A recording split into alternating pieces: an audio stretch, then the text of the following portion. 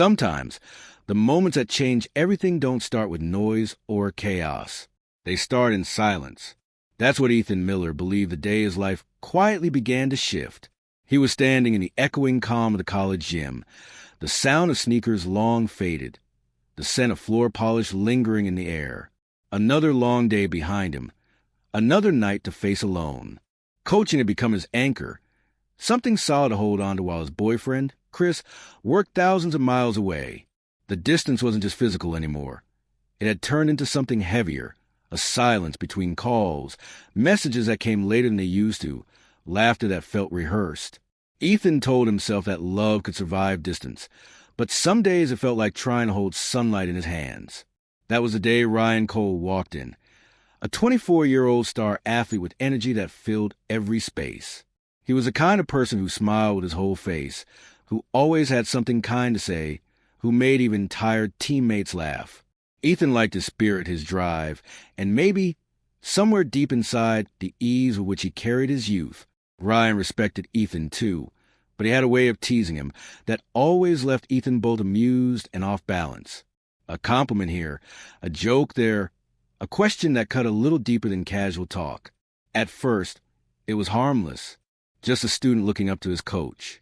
But lately, the lines had begun to blur in quiet, unsettling ways. That afternoon, practice had gone longer than usual. The players had filed out, one by one, chatting and laughing on their way to the parking lot.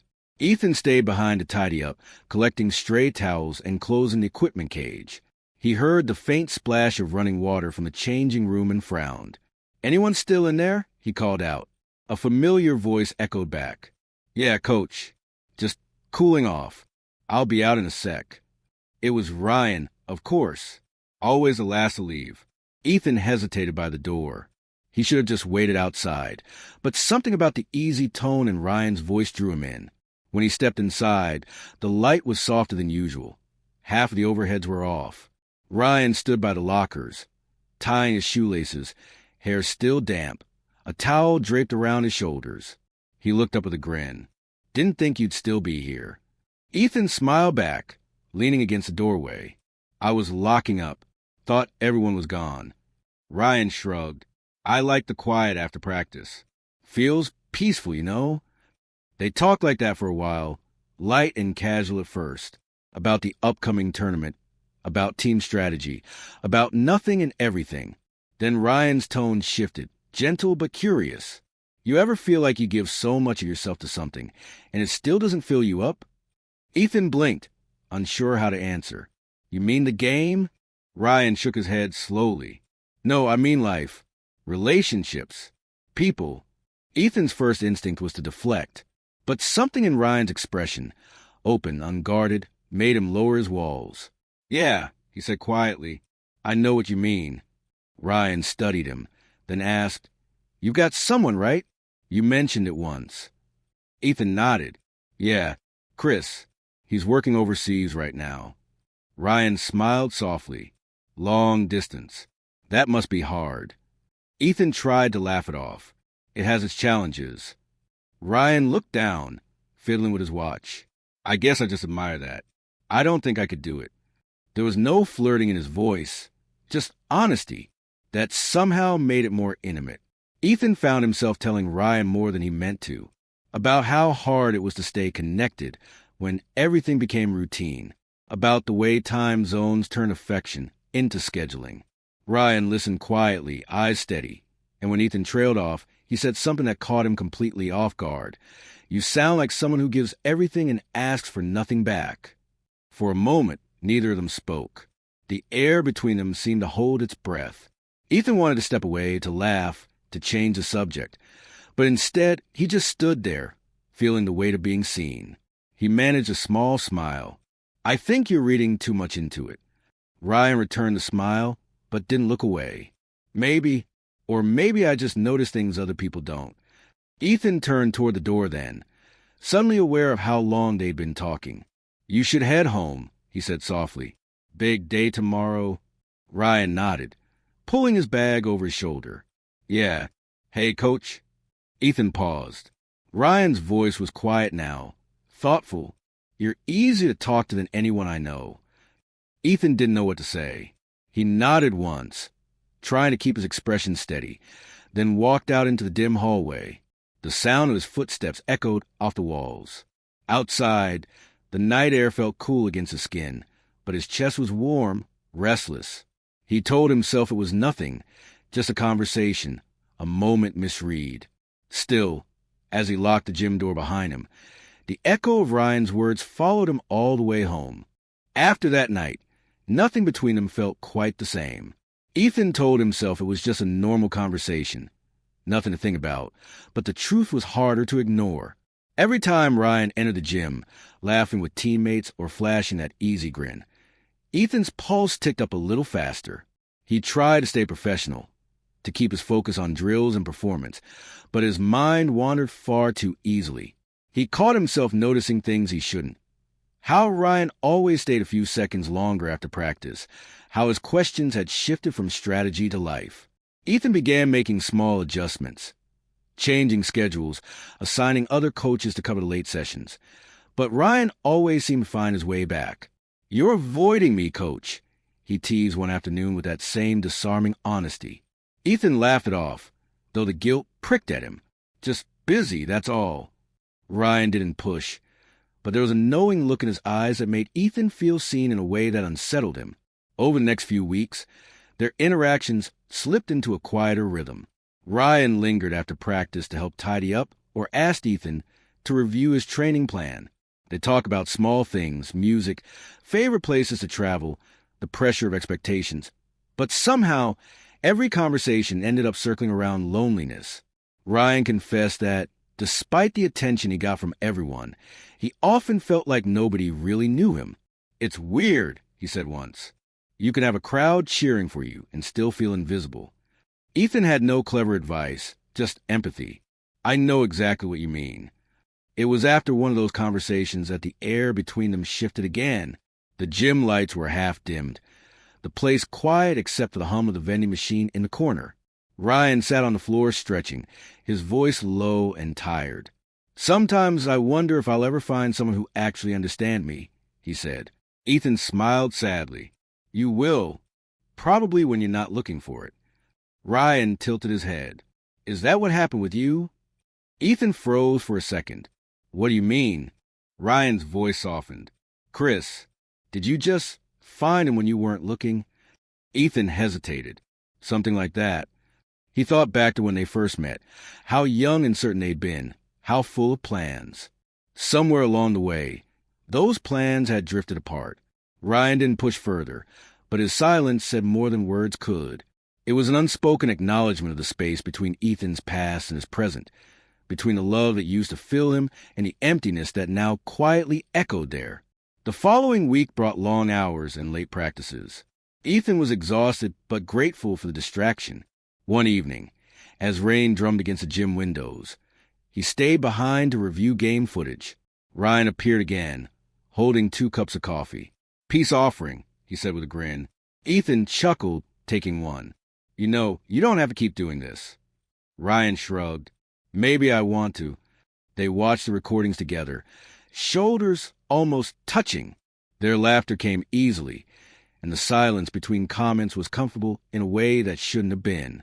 For a fleeting moment, Ethan forgot about the rules he'd built around himself, the distance he was supposed to maintain, the promises he'd made. Afterward, Ryan turned to him and said softly, "You ever think about what makes a person cross a line?" The question hung in the air like a challenge and confession all at once. Ethan's throat tightened. "Lines exist for a reason," he said quietly. "They protect people." Ryan nodded. "But sometimes, don't they also keep people for what they need?" Ethan didn't have an answer. He just stared at the court, where the reflection of the lights shimmered on the polished floor. Everything felt heavier than before, each breath, each word, each glance. He finished his coffee, mumbled something about needing to lock up, and left. That night, Ethan sat in his apartment staring at his phone. Chris had messaged him hours earlier, a short note about work and a promise to call later. The message felt distant, like it had been written by someone going through the motions. Ethan typed a reply, "Miss you too," but didn't hit send. Instead, he set the phone down and closed his eyes. He didn't want to admit it, but he missed the way Ryan looked at him, as though he wasn't invisible, as though someone finally noticed when he was tired or distracted. It wasn't attraction the way he'd known it before. It was something quieter, something about connection and recognition. Yet, even that felt like betrayal. The next morning, Ethan saw Ryan walking into practice, laughing with another teammate, and told himself that was where things should stay, in the boundaries of mentorship, of professionalism. He told himself he could manage it, that it wasn't too late to pull back. But as Ryan caught his gaze from across the court and smiled, that fragile resolve wavered again. Later, in the locker room, Ryan caught up to him. "Hey," he said softly, "I'm sorry if I made things weird. I just care, I guess." Ethan shook his head. "You didn't do anything wrong." Ryan's reply came with a trace of sadness. "Then why does it feel like we both did?" Ethan didn't answer. He just turned to leave, his voice quiet and unsure. "Get some rest, Ryan. Big game tomorrow." Outside, the rain had stopped, but the world still felt heavy. On the drive home, Ethan's thoughts chased him in circles, about loyalty, connection, and the thin lines that sometimes blur when two lonely hearts start to recognize each other. Some truths only find you when you stop running from them. That's what Ethan told himself in the quiet days that followed. Practice went on as usual, drills and games filling the hours, but something inside him had shifted. He could feel in the way he avoided Ryan's gaze, in the way he caught himself listening for his laughter and then forced himself to focus elsewhere. Every rule he'd built around his heart was being tested, and the weight of guilt pressed harder each day. Then one morning, Chris called. His voice came through the static, bright and casual. "I've got some news," he said. "My contract's ending early. I'll be home next week." Ethan's heart jolted. For months, he'd waited for this. But instead of joy, what he felt was panic. He tried to sound enthusiastic, asking about flights and plans, but the call ended with a strange emptiness. When the line went quiet, Ethan realized that what he'd missed most about Chris wasn't the conversations. It was the idea of what they used to be. At practice, Ryan noticed immediately. "Everything okay?" he asked. Ethan nodded, but the lies sat heavy on his tongue. "Yeah, just tired." Ryan didn't push, but his eyes said he understood more than Ethan wanted him to. The following days passed in an awkward blur. Ryan trained harder, stayed focused, but their old ease was gone. They still exchanged polite smiles, still spoke about drills and performance, but the warmth had drained from their rhythm. Then came the day of the final scrimmage before the big tournament. The gym buzzed with energy, the sound of sneakers squeaking across the floor, whistles echoing. Ethan stood courtside, clipboard in hand, calling out plays. For a while, he lost himself in the game. But during a sudden pivot, Ryan stumbled, twisting his ankle. He tried to shake it off, but pain tightened his features. Ethan rushed over, instincts taking over. "Don't move," he said firmly, crouching beside him. "Let's get you inside." They went to the changing room, the same one where everything had started. Ryan sat on the bench while Ethan wrapped his ankle, both of them avoiding eye contact. The air felt thick with all the things unsaid. Ryan broke the silence first. "It's funny," he said quietly, "how life circles back to where it began." Ethan looked up, startled by the words. Ryan smiled faintly. "This room. I don't think I'll ever forget the first time we talked here." Ethan tried to keep his tone steady. "That was a long time ago." Ryan shook his head. "Feels like yesterday." He paused, then said something that made Ethan's breath catch. "You changed me, Ethan. I thought I knew what I wanted, who I was. You made me see things differently. Not just about love, but about honesty." Ethan didn't know how to respond. For months, he had fought against what he felt, calling it wrong, convincing himself it was just confusion. But sitting there, seeing the sincerity in Ryan's eyes, he realized that maybe it wasn't about romance at all. Maybe it was about truth, about being seen for who you are. He set down the bandage and said quietly, "You made me remember what it feels like to care. I've forgotten that." Ryan's gaze softened. "Then maybe we helped each other." They both smiled, small, tired but real, when Chris returned that weekend. Ethan met him at the airport. The hug was familiar but distant, like holding a memory instead of a person. Over dinner, Chris talked about work, about moving forward, about plans. Ethan listened, but his mind wandered to the conversation in the changing room, to the quiet honesty he'd shared with Ryan. That night, when they got home, Ethan finally spoke what he'd been holding back. "Chris, I think we need to talk." The words came slowly, but once they started, they didn't stop. He talked about distance, about silence, about how love had turned into habit. Chris didn't argue. He just listened, sadness softening his face. When it was over, Ethan felt lighter, though his heart ached. They agreed to part as friends, grateful for what had been but ready to move forward. The following week, Ethan returned to the gym. Ryan was there, sitting quietly at the edge of the court, ankle-taped but healing. He looked up when Ethan entered. "Hey, coach," he said softly. Ethan smiled.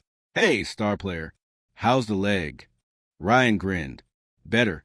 You were right. It just needed time." They talked for a few minutes, easy and familiar again. There was no tension, no unspoken longing, just mutual respect and quiet understanding.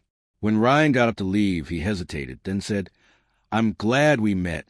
No matter what, I'll always be grateful for that." Ethan nodded, his voice gentle. "Me too. You'll do great things, Ryan. I know it." As Ryan walked away, the gym lights dimmed behind him, his figure fading into the golden glow of the setting sun. Ethan stayed behind, alone but not lonely. He stood in the middle of the court, breathing in the silence, feeling a strange peace settle over him. For the first time in months, his heart didn't feel divided. It felt whole. In his mind, he heard the echo of his own voice from that first day. Sometimes, the moments that change us don't start with noise. They start in silence. He smiled, locking up the gym one last time that evening. The doors closed softly behind him, and as he stepped into the twilight, he knew that change, while painful, had brought him something better than certainty. It had brought him clarity and a quiet, enduring kind of freedom.